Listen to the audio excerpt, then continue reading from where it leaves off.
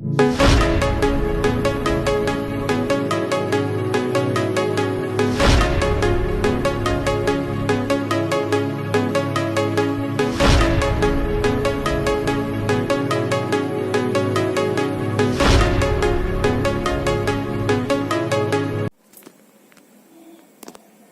students, today's video is on Hess law of constant heat summation. To explain Hess law, let us take one example. We'll take an example of conversion of A to C. So, A to C can take place in one step, that is A is giving you C. And enthalpy of reaction, इसको हम लोग लेते हैं H1. Now, A giving C can also occur in two steps. Step 1 is A giving B and step 2 is B giving C. So A giving B, enthalpy for this reaction will take it as H2 and B giving C, enthalpy for this reaction we take it as H3. अभी हम लोग क्या करते हैं, overall reaction लिखते हैं. So B and B will get cancel out and A gives you C. Now reaction को हम लोग ने ऐड किया, so we'll also add this enthalpies. So overall enthalpy of reaction will be what? H2 plus H3. Now according to Hess law, H1 is equal to H2 plus H3.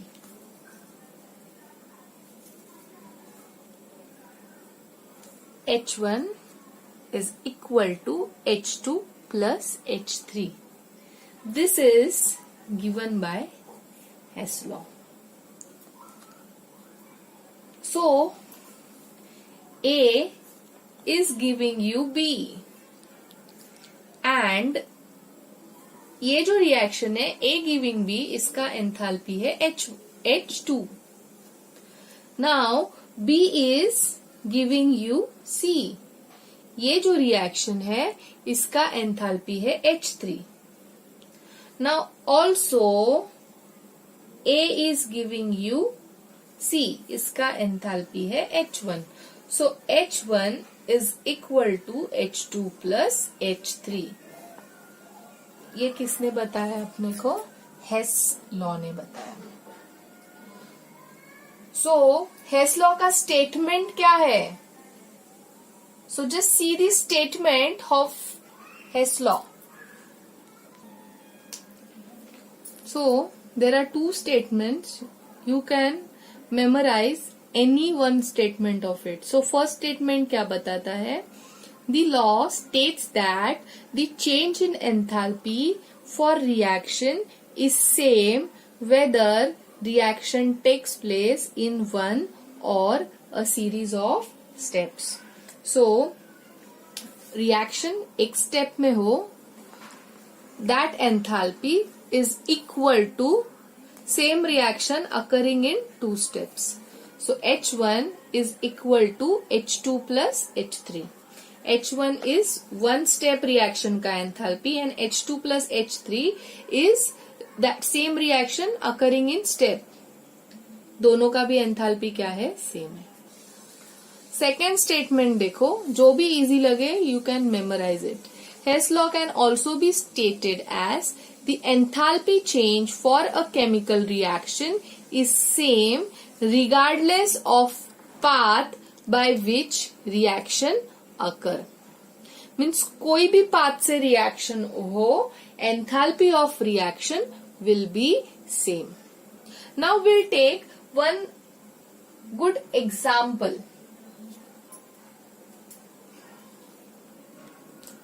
So now see here, methylene chloride can be directly prepared by reaction of methane and chlorine gas. So path 1,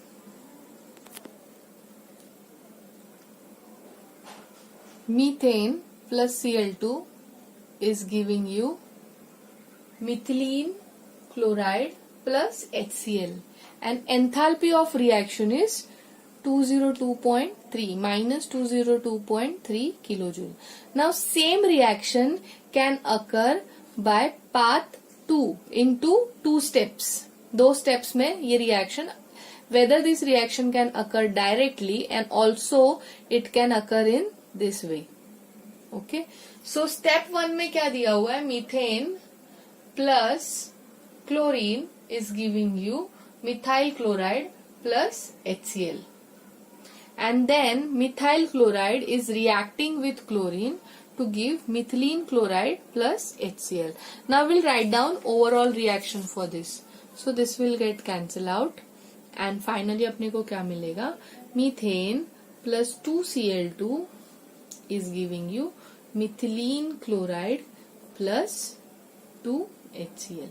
अभी for both step enthalpy भी दिया हुआ है, तो जैसे हम लोगों ने इसको प्लस किया टू ऑब्टेन ओवरऑल रिएक्शन, ये दोनों को भी प्लस करेंगे, H2 प्लस H3 करेंगे, तो कितना आता है enthalpy of reaction, minus 202.3 kilojoule. So now from here it is proved delta H1 is equal to delta H2 plus delta H3. Okay, so यही तुम्हारा क्या है, हेस लॉ है.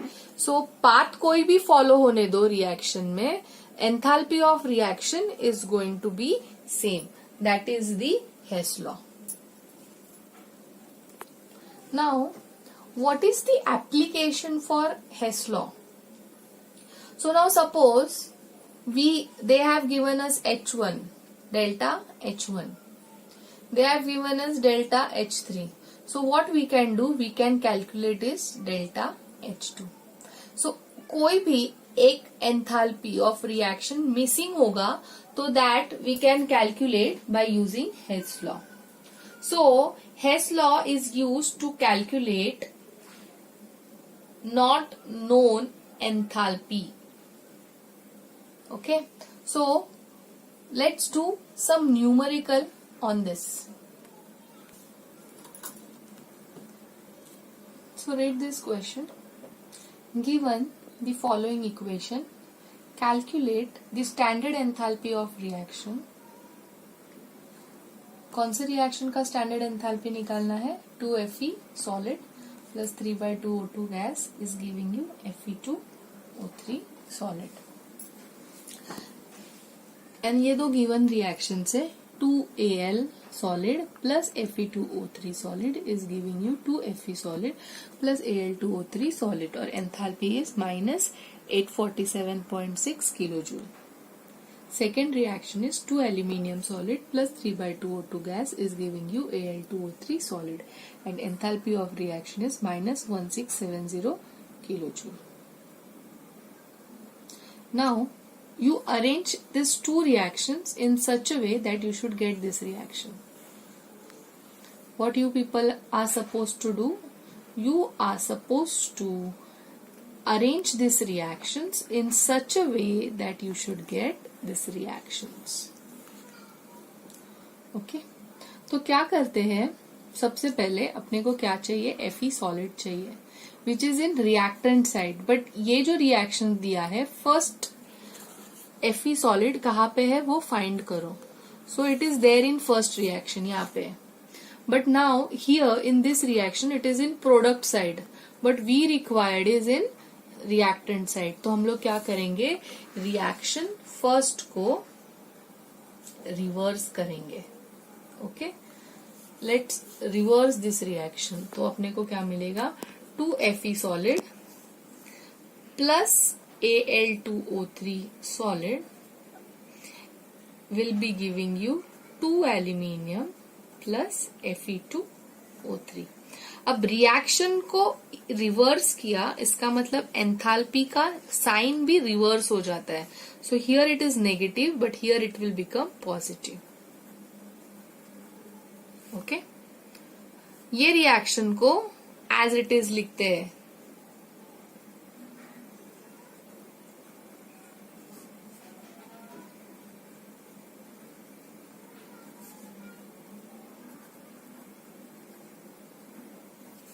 एंथैल्पी भी इसका एज इट इज ही आएगा। So just check out क्या हो जाएगा। This will get cancel out and this will get cancel out. तो रिएक्शन क्या आएगा overall, 2Fe solid plus 3/2 O2 is giving you Fe2O3। Similarly हम लोग ने रिएक्शन को ऐड किया, एंथैल्पी को भी अपने को क्या करना पड़ेगा, ऐड करना पड़ेगा। सो जस्ट चेक आउट करो ऐड करके कितना आता है। So it will B 847.6 minus 1670. So it will be minus 822.4 kilojoule. So enthalpy of reaction, standard enthalpy of reaction is minus 822.4 kilojoule.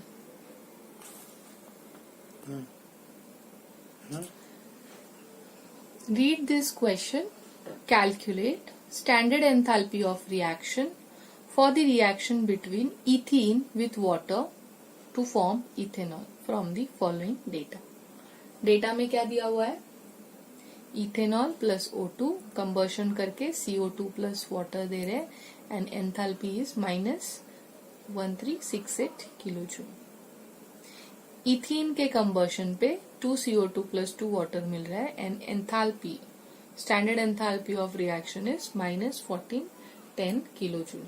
Now first हम लोग क्या करेंगे, जो रिक्वायर्ड रिएक्शन है जिसका एंथैल्पी कैलकुलेट करना है वो लिख देते हैं। क्या बोला है, reaction between ethene and water to give ethanol. So what is required reaction, ethene and water के बीच में रिएक्शन हो रहा है and what we are getting is ethanol and इसका एंथैल्पी ऑफ रिएक्शन अपने को कैलकुलेट करना है। सो नाउ गिवन जो दो रिएक्शंस है उसको अपने को ऐसे एडजस्ट करना है so that we should get is this reaction. तो सबसे पहले इथीन, इथीन कहाँ पे प्रेजेंट है, सेकेंड रिएक्शन में प्रेजेंट है। Here is also it is in reactant side, here also it is in reactant side. अब वाटर रिएक्टेंट साइड में चाहिए बट यहाँ पे ये दोनों रिएक्शन में प्रेजेंट है and that also in product side. So ठीक है, नेक्स्ट देखते हैं क्या रिक्वायर्ड है। C2H5OH liquid and that is in product side. कहाँ पे प्रेजेंट है ये ethanol, it is present in first reaction but it is in where it is present, it is present in reactant side, but अपने को जो required है that is in product side. तो हम लोग क्या करेंगे, फर्स्ट रिएक्शन को रिवर्स करेंगे, रिवर्स इक्वेशन 1। तो ये क्या बन जाएगा, 2CO2 plus 3H2O is giving you C2H5OH plus 3O2। अब इसका फेजेस लिखना भी इम्पॉर्टेंट है। तो इसका जो एंथैल्पी है जो नेगेटिव है, रिवर्स होने पे ये क्या हो जाएगा, पॉजिटिव हो जाएगा। अब सेकेंड रिएक्शन को हम लोग क्या करेंगे, एज इट इज लिखेंगे। लेट्स सी अपने को रिएक्शन जो चाहिए वो मिलता है क्या। सो C2H4 plus 3O2 is giving you 2CO2 plus 2H2O. So delta H इसका आएगा minus 1410. So let's write overall reaction. So 2CO2 cancel हो जाएगा, 3O2 cancel हो जाएगा। सो बचा क्या, C2H4, this is in gas phase, this is in gas phase, this is in gas phase and this is in liquid phase. So C2H4 gas plus 3H2O, और ये 2H2O इस side आएगा. सो 3H2O already है, 2H2O इस तरफ आएगा तो minus 2H2O होगा, तो बचेगा क्या, H2O. सो ये क्या होगा, H2, and that is going to give you C2H5OH liquid. अब एक बार बैलेंसिंग भी यहीं पे चेक कर लेने का. So now reaction is balanced. इसको ऐड किया, इसको भी ऐड करना पड़ेगा. So just add plus 1368 minus 1410. सो इसका जो एंथैल्पी आएगा रिएक्शन का, that is minus 42 kilojoule. Okay,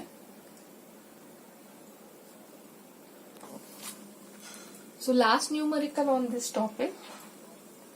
Read this question carefully.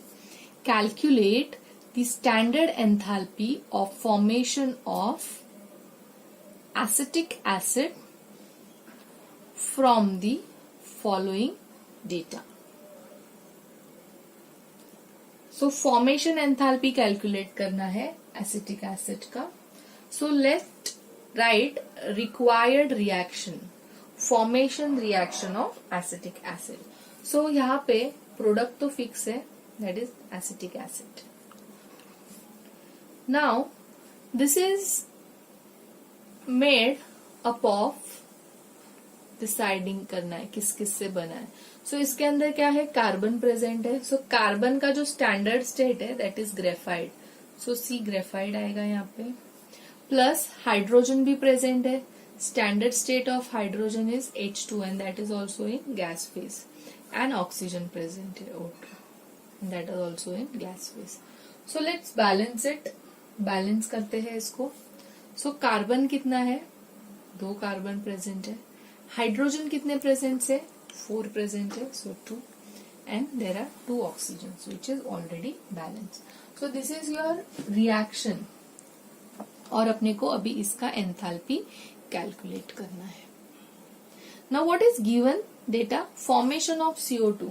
So right down formation reaction of CO2.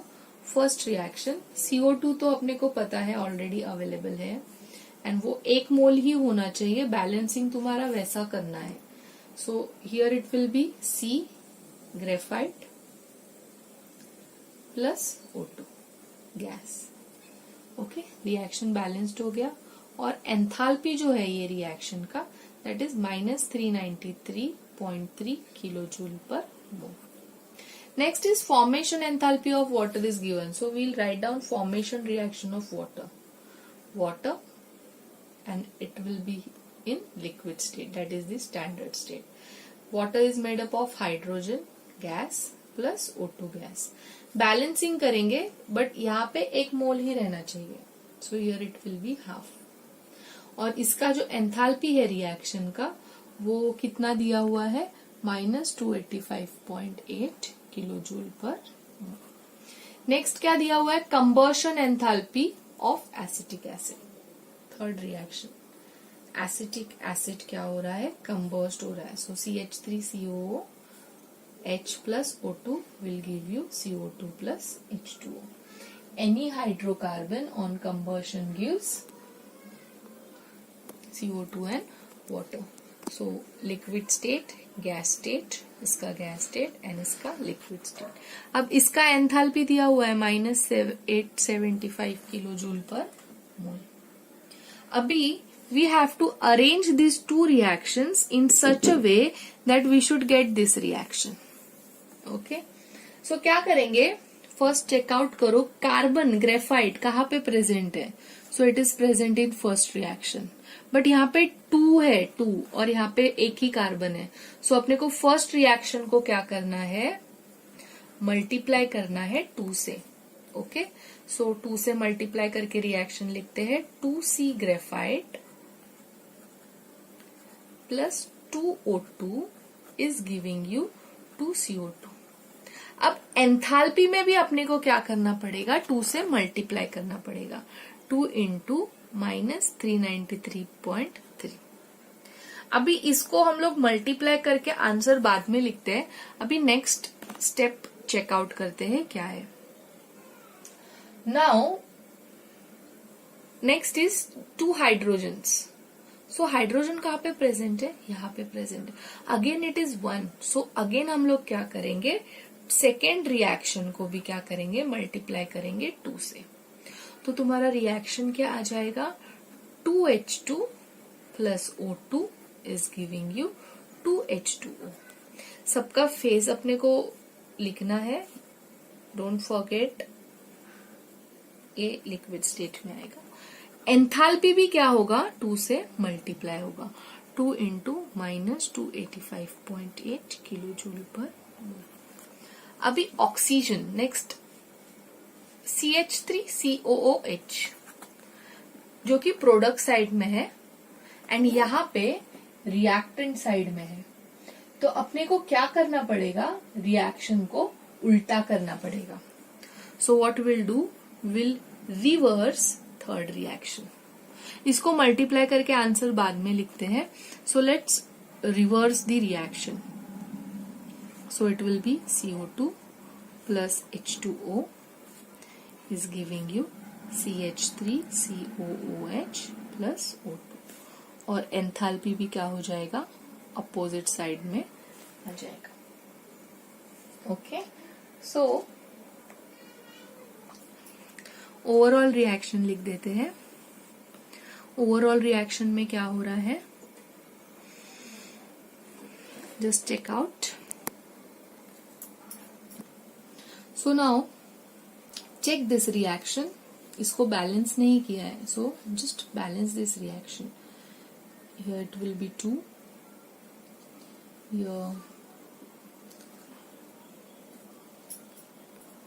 here it will be 2 and here it will be 2।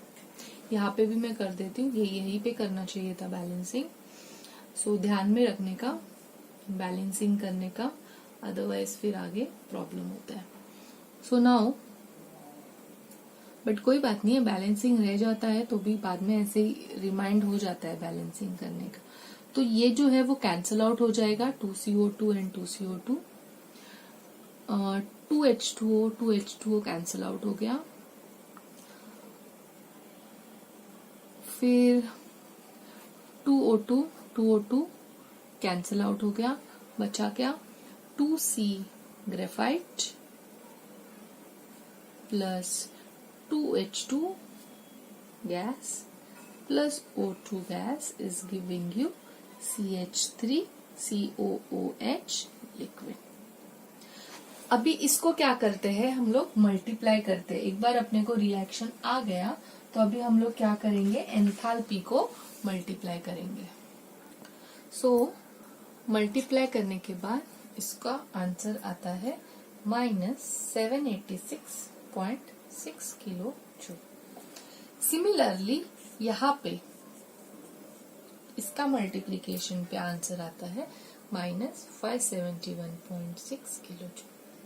Now here अभी अपने को इसका enthalpy निकालना है। सो इसका एंथैल्पी निकालने के लिए मैं यहाँ पे नंबर्स लिख देती हूँ, -786.6 -571.6 प्लस 875। इसको करेंगे, so will get answer as -483.2 kilo joule. So enthalpy of formation of acetic acid is, standard enthalpy of formation of acetic acid is -483.2 kilojoule. We'll do more numericals on Hess law in live online lecture, and also I'll solve all your doubts if you have. So till then, take care. Bye bye.